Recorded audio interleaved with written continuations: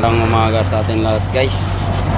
Dito naman ako guys, muling magbabalik sa inyong goal, no, para i-update ang aming trabaho.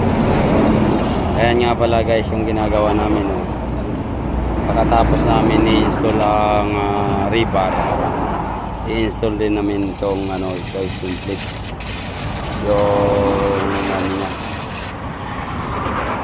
yung frame ng manhole. Ayan, pagkatapos i-install yung frame ng manhole, lalagyan ulit siya ng plywood para sa buhos nang hindi matakpan ang ating frame pagdating sa buhos. Yan, ayan, sunod. Pagkatapos yan, lalagyan naman ng siding.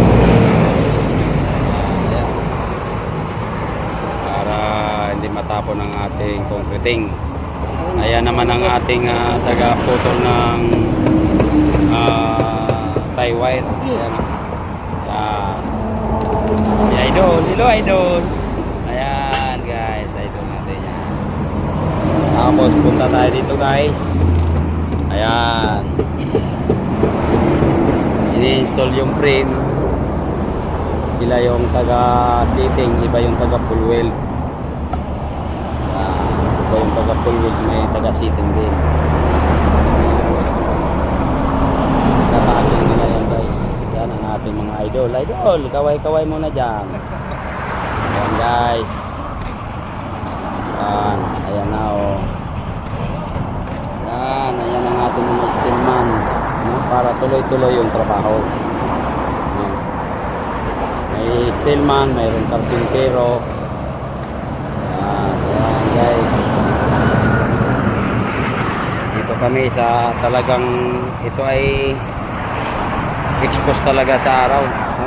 Ayan, maghapon sa init talaga guys. Kaya ang ginagawa namin, nagdadala kami ng tubig para hindi para maiwasan yung heat stroke, kasi sobrang init ngayon. So dyan pala sa mga construction, so magano kayo ng tubig ng mapayapa tayo magtrabaho sa buong maghapon, no? Kasi panglaban sa init. Ayan ang ating steelman guys.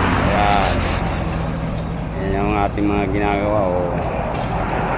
Ayan steelman natin. Sila yung taga-bakal, iba yung taga-purma. So, maraming salamat na makalik yung aking mga video. Maraming